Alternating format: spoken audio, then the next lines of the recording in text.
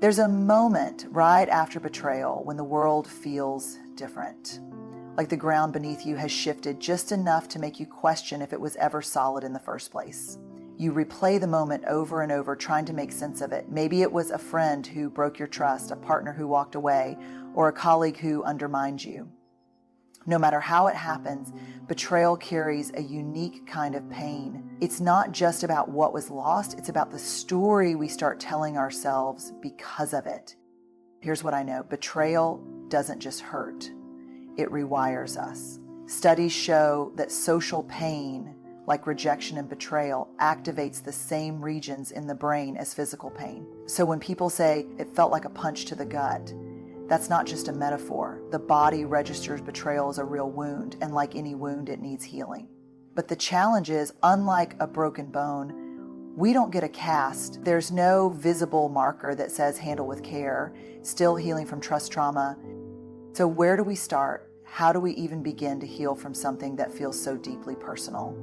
Healing from betrayal isn't about pretending it didn't happen or rushing to forgive and forget. It's about walking through it, one step at a time. And while there's no quick fix, there are some things we can do that make the process real, honest, and most importantly, ours. First, name the pain. Betrayal creates a shame story in our heads. I wasn't enough. I should have seen it coming. I'll never trust again. But shame thrives in secrecy. Research shows that simply naming what we're feeling, anger, grief, disbelief, begins to loosen its grip. It doesn't fix it overnight, but it takes away some of its power. I remember talking to someone who had just gone through a brutal betrayal. A best friend of 15 years had walked away without explanation. No fight, no falling out, just silence. And the worst part, the unanswered texts, the not knowing. She told me, I feel pathetic for missing her. That was the first story she started telling herself. That missing someone who left somehow made her weak. But here's the truth. Pain doesn't make us weak. Pretending we're not in pain does.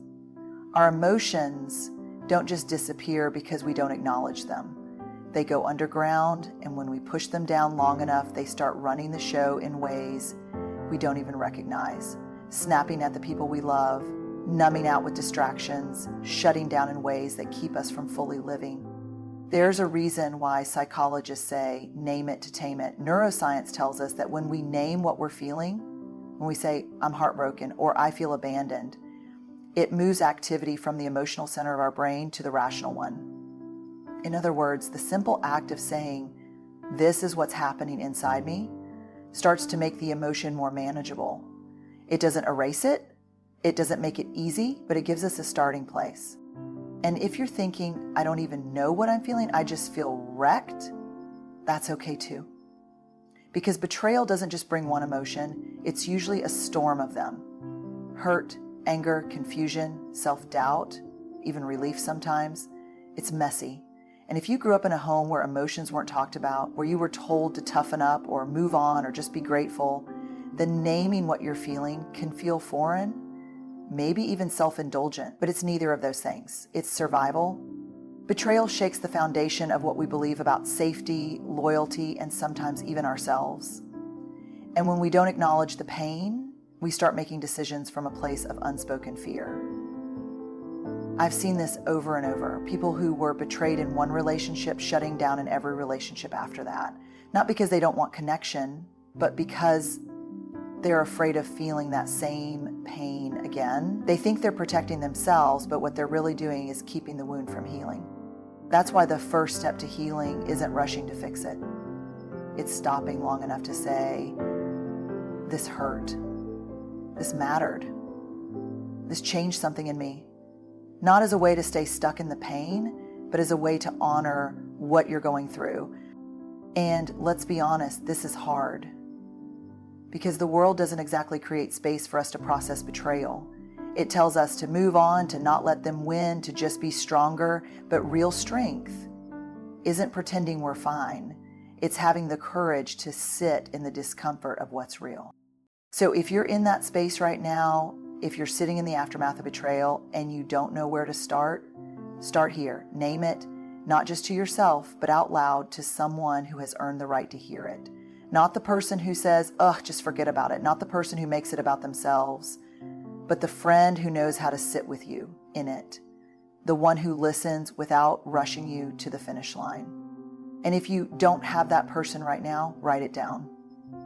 The goal isn't to make it sound pretty or polished, it's to get it out of your head and onto something real. Because when pain stays locked inside, it grows, but when we bring it into the light, it starts to lose its grip. But it's not. Because here's the truth, you are not responsible for someone else's healing. You can support them, you can encourage them, but you cannot do the work for them. And if someone refuses to acknowledge their patterns, if they refuse to take responsibility, then no amount of effort on your part is going to change that. Smart people understand this. They don't waste their energy trying to fix someone who isn't willing to fix themselves. They don't hold on to potential. They don't cling to who someone could be if only they tried a little harder. They accept people for who they are right now, not who they might become someday. Now, does this mean they don't believe in second chances? No, but they know the difference between grace and self-sacrifice, between supporting someone and losing themselves in the process. Toxic people are great at making you feel like giving up on them means you're cold or uncaring, but walking away from someone who refuses to change doesn't mean you don't care. It means you care about yourself enough to stop bleeding for someone who keeps handing you the knife. Ugh. And let's be clear, choosing to walk away doesn't mean you're saying that person is beyond help. It just means their healing isn't your responsibility. I think a lot of us struggle with this because we've been taught that love means sacrifice, that if we truly care about someone, we should never give up on them. And that's beautiful when the love is mutual, when the effort goes both ways. But when you're the only one fighting for change, when the relationship is built on your ability to endure rather than their ability to grow, that's not love. That's self-abandonment. Smart people don't stay in relationships, romantic, platonic, or familial, where their well-being is constantly at risk. They don't let guilt keep them tied to people who refuse to take responsibility. They don't set themselves on fire just to keep someone else warm. And they don't confuse walking away with failure. Because choosing yourself isn't failure, it's freedom. It's the moment you decide that your peace, your mental health, and your self-worth are more important than holding on to someone who isn't willing to meet you halfway. At the end of the day, healing is a choice, and smart people know that the only person they can make that choice for is themselves. At the end of the day, smart people don't waste their energy trying to change toxic people. They don't bend themselves into exhaustion trying to earn respect that should have been given in the first place. They don't negotiate their boundaries, shrink their worth, or explain themselves to people committed to misunderstanding them. Instead, they choose themselves. They choose their peace. They choose to walk away when necessary, not because they don't care, but because they finally realize that caring about someone doesn't mean sacrificing themselves. And that's the real power here. Because when you stop giving toxic people access to your energy, your time, and your emotions, something incredible happens. You make space. Space for the people who truly value and respect you. Space for relationships that fill you instead of drain you. Space for the version of yourself that isn't constantly second-guessing, explaining, or apologizing for simply existing. So if you've been stuck in cycles with toxic people, let this be your reminder. You are allowed to choose yourself. You are allowed to protect your peace, and you are allowed to walk away from anything that costs you your well-being. Because the people who truly love and respect you, they won't make you suffer for setting boundaries. They won't punish you for choosing yourself.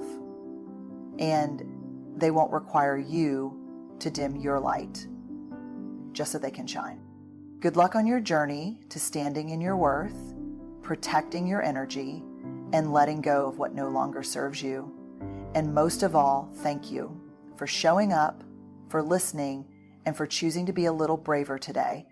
I appreciate you. It won't fix everything overnight, but it will create space for what comes next. Second, set boundaries, not walls. The instinct after betrayal is to shut down, trust no one, let no one in. But self-protection isn't the same as healing. Boundaries help us protect what matters without cutting ourselves off from connection. And connection, even when it feels terrifying, is what ultimately helps us heal. I was talking to a man once who had been betrayed by his business partner. They had built something together from the ground up, spent years pouring time, energy, and trust into their work, only for that trust to be shattered in a way that left him questioning everything. And he told me, "I'll never let anyone get that close again." That was his plan for healing, locking the doors, closing the shades, and making sure no one could hurt him like that again. And listen, I get it. When we've been hurt, the most logical response seems to be never again. We think, if I don't let anyone in, I won't get hurt. If I don't trust, I won't be betrayed again. And for a while, that can feel like the safest choice. But here's the problem. Walls don't just keep the bad out. They keep the good out too. They don't just protect us from pain. They block us from the very connection that makes life meaningful. The challenge after betrayal isn't deciding whether to trust again, it's deciding how to trust again. And this is where boundaries come in. Boundaries are different from walls because they're built with intention. Walls say no one gets in ever. Boundaries say I will decide who gets access to me and how. Walls are rigid, boundaries are flexible. Walls are about fear, boundaries are about self-respect. One of the biggest myths about boundaries is that they push people away. But the truth is, healthy boundaries are what make deep relationships possible. Because trust isn't built on unlimited access. It's built on clarity and consistency. Knowing where we stand with people, knowing what we will and won't tolerate, and knowing that our worth isn't dependent on someone else's approval. And I'll be honest, setting boundaries after betrayal can feel unnatural at first, especially if you've been a people pleaser or someone who's been taught to keep the peace at all costs. But here's the deal. Peace at all costs is not peace. It's avoidance. And avoidance never leads to healing. So what do boundaries actually look like after betrayal? It means being clear with yourself about what you need. If someone hurt you deeply and they want back into your life, a boundary might be, I'm not ready to rebuild this relationship yet and I need space. If you're still replaying what happened, a boundary might be, I won't check their social media or reread old messages because that only keeps me stuck. If you're feeling pressure to just move on, a boundary might be, I'm allowed to take the time I need to heal, and I won't let anyone rush that process. And here's where it gets tricky. Boundaries are for you, not for controlling someone else. We don't set boundaries to change other people. We set them to honor our own well-being. If someone disrespects your boundaries, it's not a sign that you need to explain or defend them better. It's a sign that they don't respect them. And that tells you something important. One of the hardest truths about healing from betrayal is that some relationships won't make it through the process. Sometimes the betrayal reveals something about the relationship that can't be undone. And that's painful, but boundaries help you see the difference between the people who are willing to repair the trust and the ones who were only there as long as it was convenient for them. And I know this is hard. I know there's a part of you that wants things to go back to the way they were before. But here's the thing, before is gone. And that's not always a bad thing, because what comes next? When you heal, when you trust yourself, when you set boundaries that protect your peace instead of guarding your pain, what comes next is a version of you that is stronger, wiser, and still open to love. But on your own terms. That's the goal. Not shutting down, not closing off, but learning to trust in a way that protects your heart without hardening it. And that's something worth fighting for. Third, rewrite the story. Our brains are wired for storytelling, and after betrayal, the default narrative is often, I can't trust people, I must have done something wrong, this is just who I am. But we get to challenge that. We get to step back and ask, is this true? Or is this just the hurt talking? Rewriting the story doesn't mean changing the facts. It means reclaiming the meaning. I sat with a woman once who had just gone through the kind of betrayal that shakes your sense of self. Her husband had been unfaithful, and when she found out, it wasn't just the loss of the relationship that hurt, it was the loss of the identity she had built around it. She told me, "I feel like a fool, like I must have missed something obvious, like I was stupid to believe in us." And you know what? I've heard some version of that story so many times, because betrayal doesn't just hurt, it rewrites the narrative we tell ourselves about who we are. And most of the time, that new narrative isn't kind. It sounds like, "I should have known better. I must not be good enough. I'm the kind of person this happens to." But here's the thing, pain writes the first draft, but we decide what the final story will be. And the first draft, it's messy. It's raw, it's full of self-blame and anger and confusion. It's completely normal. But it's also not the full truth. Neuroscience tells us that our brains are wired to create meaning from pain, even when that meaning is distorted. When something awful happens, we scramble for an explanation because uncertainty is more unbearable than even the most painful story. So if betrayal happens and the facts are unclear, our brain tries to fill in the gaps. And more often than not, we fill in those gaps with self-doubt and self-judgment. Because if we believe it was our fault, at least that gives us a sense of control. But just because a story feels true doesn't mean it is true. And the key to healing is learning to take a step back, look at the story pain is telling us, and ask, is this the only possible interpretation? Is this the story I want to carry forward? If I were telling this story about my best friend instead of myself, would I see it differently? Rewriting the story doesn't mean pretending it didn't happen. It doesn't mean ignoring the hurt or dismissing the betrayal. It means looking at the situation with honesty, without shame clouding the truth. It means shifting from "I must not be worthy of loyalty" to "someone else's choices do not define my worth." It means replacing "I should have seen this coming" with "I did the best I could with the information I had." And I'll be honest, this part of the healing process can feel frustratingly slow because the old story, the one shaped by hurt, feels so real at first. It's the one we've rehearsed the most. But the good news? Our brains are built for rewiring. Research in neuroplasticity shows that every time we challenge an old belief and replace it with a healthier one, we create a new neural pathway. And over time, the new story, the true story, becomes the dominant one. And I get it, rewriting the story doesn't undo what happened. It doesn't change the betrayal, but it does change what we carry forward. And that's everything, because if we don't rewrite the story, we risk living in the aftermath forever.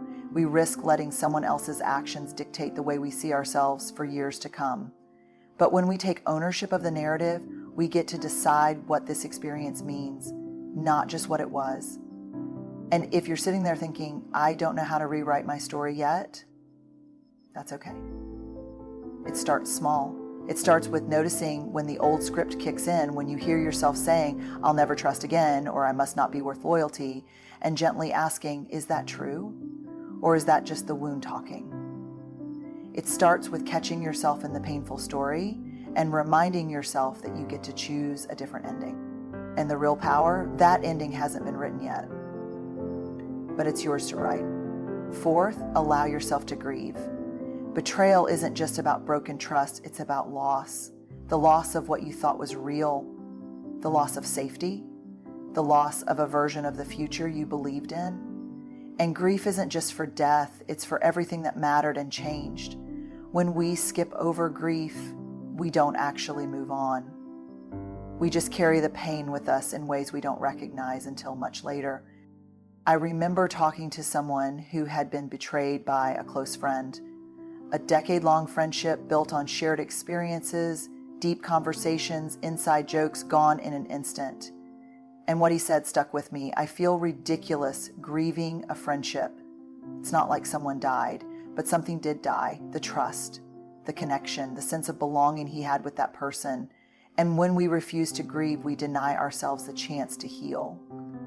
Grief isn't neat. It doesn't follow a timeline, and it doesn't show up the way we expect. Sometimes it looks like sadness. Sometimes it looks like anger. Sometimes it looks like feeling completely numb, and the temptation, especially after betrayal, is to outrun it, to distract, to stay busy, to say, I should be over this by now. But healing doesn't work that way. Psychologists talk about something called disenfranchised grief, the kind of grief that isn't always acknowledged by the world. We understand grieving when someone passes away, but when we lose trust in someone we love, when a friendship or marriage or partnership shatters, the world doesn't always make space for that kind of grief. We're told, move on. Don't give them your energy, just forget about it. But ignoring grief doesn't erase it, it just buries it deeper. And here's what I know, grief demands to be felt. If we don't process it in a healthy way, it will find its way out in unhealthy ways. Through bitterness, through shutting down, through dragging the past into every new relationship, every new opportunity, every new experience. Because when we don't heal, we replay the same pain over and over again. So what does grieving betrayal actually look like? It looks like giving yourself permission to feel the loss without judging yourself for it. It looks like saying, this mattered, this hurt, this deserves space to be acknowledged. It looks like letting go of the expectation that healing should be fast or linear or tidy, because it won't be.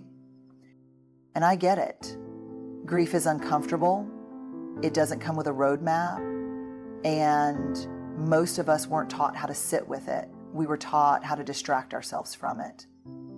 But distraction isn't healing. And the only way out of grief is through it. I once heard someone describe grief as a wave. At first, it knocks you down so hard, you don't think you'll ever stand again. But over time, the waves get further apart. They still come, and some of them still hurt, but you get stronger at standing back up. And that's the process. That's what healing actually looks like. And if you're in the middle of that storm right now, if you're feeling like the waves are too big, like you'll never get past this, know this. Grief isn't a sign of weakness. It's a sign that you loved, that you trusted, that you showed up fully, and that is never something to be ashamed of. Grieving doesn't mean you're stuck, it means you're human. And humans heal by feeling, not by ignoring. So let the grief come, let it move through you, let it shape you, but don't let it define you. Because this is not the end of your story, it's just part of it. And you are allowed to take all the time you need. Fifth, choose to live wholeheartedly again. Betrayal has a way of making us feel like we need to shrink, like the safest option is to close off, play small, and never let ourselves be that vulnerable again. But that's not living, that's surviving.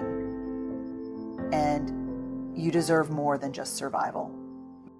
I once sat with someone who had been betrayed in a way that cut so deep, they swore they'd never open their heart again. I won't give anyone that much power over me ever again, they said, and I get it. I've been there. We all have. That moment where we think, if I never let myself care that much, I'll never get hurt that badly again. It's a logical response. It's self-protection. But here's the problem. When we shut out the possibility of pain, we also shut out the possibility of joy. And I know what you're thinking. That's easy to say, but how do I actually do it? How do I trust life again when it's already proven that it can knock me flat? The answer isn't quick. It's not a single moment where you flip a switch and suddenly feel open again. It's a choice, a daily, intentional choice to move forward without letting the past dictate your future. The research on resilience tells us something powerful. People who recover from deep hurt aren't necessarily the ones who forget what happened, but the ones who refuse to let it define them. They are the ones who, even when it's terrifying, choose to show up for life again. Not blindly, not recklessly, but with courage. And courage, by definition, requires vulnerability. It means showing up and risking being seen, knowing there are no guarantees. It means believing in connection again, even when part of you wants to pull back. It means rewriting the story so that betrayal isn't the final chapter.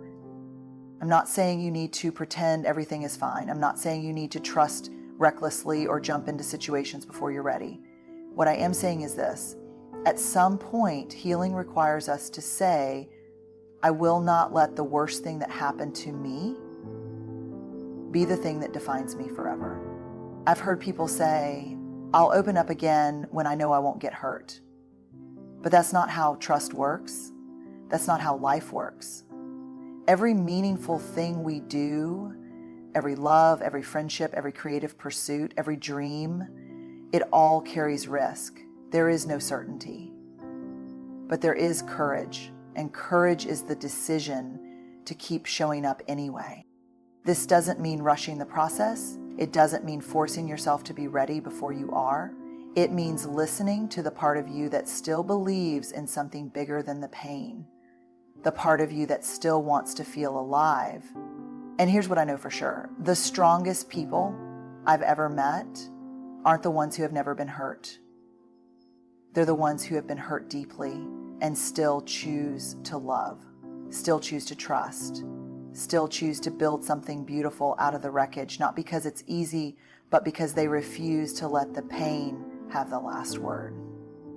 So when you're ready, and only when you're ready, step back into the world. Let yourself be seen. Let yourself feel joy again. Let yourself risk connection, knowing that yes, it might not always be safe,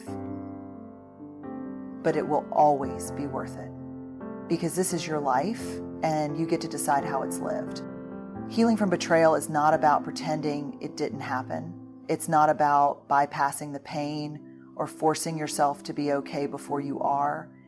It's about honoring what was lost, giving yourself permission to grieve, and then, when you're ready, choosing to live fully again. It's about refusing to let someone else's choices define who you are, refusing to let hurt harden you, refusing to shrink your life out of fear, because you are more than what happened to you. You are more than the pain. And if you're still in the thick of it, if you're still trying to find solid ground after everything has been shaken, let me remind you, healing is not a straight line.